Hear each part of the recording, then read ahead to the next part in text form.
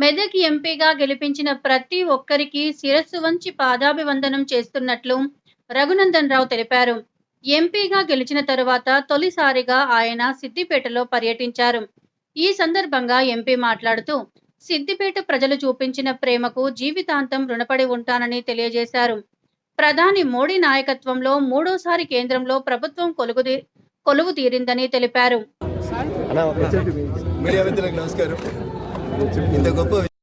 Medak parliament సభ్యునిగా గెలవడానికి సహకరించినటువంటి సిద్దిపేట నియోజకవర్గ ప్రజలకి, ఓటర్ మహాశయులందరికీ కూడా శిరస్సు వంచి ప్రణామాలు తెలియజేస్తా ఉన్నారు. నా ఈ గెలుపు లోపల సిద్దిపేట నియోజకవర్గ పరిధి లోపల వచ్చినటువంటి ఓట్లు, సిద్దిపేట ప్రజలు, ఓటర్ మహాశయులు చూపించినటువంటి అభిమానానికి జీవితకాలం రుణపడి ఉంటానని చెప్పి ఈ సందర్భంగా తెలియజేస్తా ఉన్నారు. నరేంద్రుడి నాయకత్వంలో మూడోసారి దేశంలో భారత ప్రభుత్వం ఏర్పాటు కావడం జరిగింది. త్వరలోనే మేమందరం కూడా పార్లమెంట్ సభ్యులుగా ప్రమాణ స్వీకారం చేస్తాం.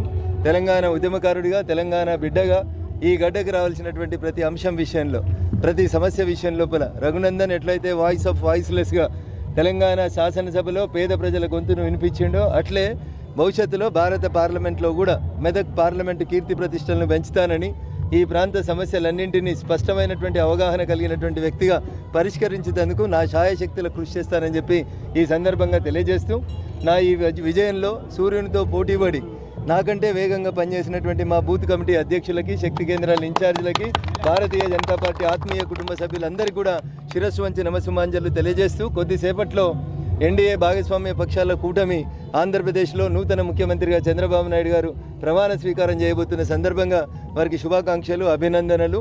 ఇంతింతాయి వటుడింతాయి అన్నట్టు ఎన్డీఏ ఈరోజు దేశంలో 22 రాష్ట్రాల్లో ఎన్డీఏ ముఖ్యమంత్రుల్ని ఎదిగేటువంటి రీతి లోపల ప్రజలు ఆశీర్వచనం ఇచ్చిరంటే ప్రజల తీర్పును మీరు అందరూ కూడా అర్థం చేసుకోవాలి, స్వాగతించాలి.